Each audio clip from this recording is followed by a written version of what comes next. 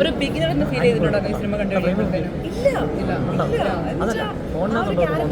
പറഞ്ഞു വെക്കേണ്ടത്.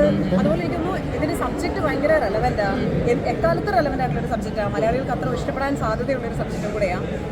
അതുകൊണ്ട് തന്നെ എനിക്കൊന്നു കുടുംബങ്ങൾക്ക് ഒത്തിരി ഇഷ്ടപ്പെടാൻ സാധ്യതയുള്ളൊരു സിനിമയായിട്ട് എനിക്ക് തോന്നുന്നത്.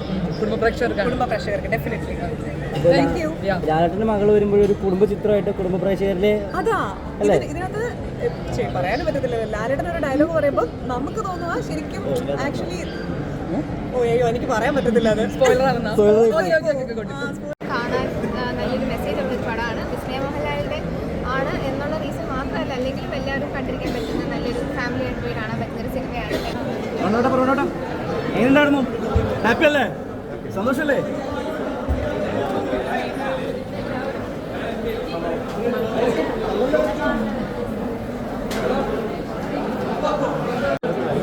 എല്ലാവരും വളരെ സന്തോഷമായിട്ടാണ് പറയുന്നത്. ഏറ്റവും സന്തോഷം തരുന്ന സമയമാണ്, ദിവസമാണ്. എല്ലാ പ്രാർത്ഥനയും നിങ്ങളുടെ എല്ലാവരുടെയും സപ്പോർട്ട് വിളിച്ചിരുന്നു, സംസാരിച്ചിരുന്നു, സന്തോഷം അറിയിച്ചു. എല്ലായിടത്തും നല്ല അഭിപ്രായമാണ്. ദൈവമേ നന്നായിരിക്കട്ടെ. സന്തോഷം. എല്ലാവരും സപ്പോർട്ട് ചെയ്യണം.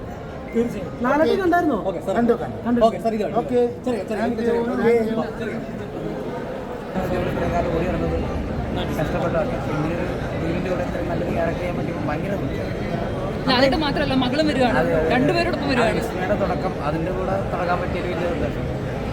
Thank you. സന്തോഷം അമ്മയെ കൊണ്ട് കാണിക്കുന്നത്. Okay, thank you.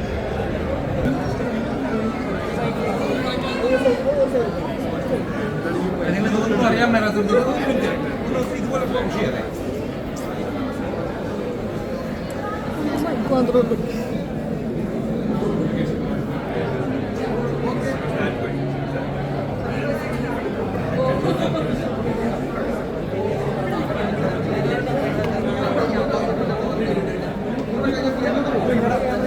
ലാൽ സാറിൻ്റെ മകൾ അഭിനയിക്കുന്ന ഒരു സിനിമ നമ്മൾ തുടക്കം മുതൽ ചൂടും ഞങ്ങളെല്ലാവരും വളരെ പ്രാർത്ഥനയോട് കൂടിയിട്ടാണ് ആ സിനിമയെ സമീപിച്ചത്.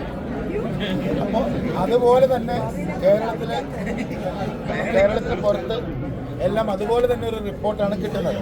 അത് ഞങ്ങൾക്ക് അതിയായ സ്നേഹവും സന്തോഷവും തരുന്നു. എല്ലാവരുടെയും സപ്പോർട്ട് സിനിമയ്ക്ക് വേണം. വീണ്ടും എൻ്റെ ഭാഗത്ത് നിന്ന് സ്നേഹത്തോടുള്ള ഒരു അറിയിപ്പ് ഞാൻ പറയുകയാണ്. കാരണം എല്ലാ കാലത്തും മോഹൻലാൽ സാറിനോട് ചേർന്ന് നിന്ന മലയാളികൾ ഈ സിനിമയെ സ്വീകരിച്ച് ഇത്രയും വിജയകരമായ റിപ്പോർട്ട് കിട്ടിയതിൽ അതിയായ സന്തോഷമുണ്ട്, സ്നേഹമുണ്ട്, നന്ദിയുണ്ട് എല്ലാവർക്കും.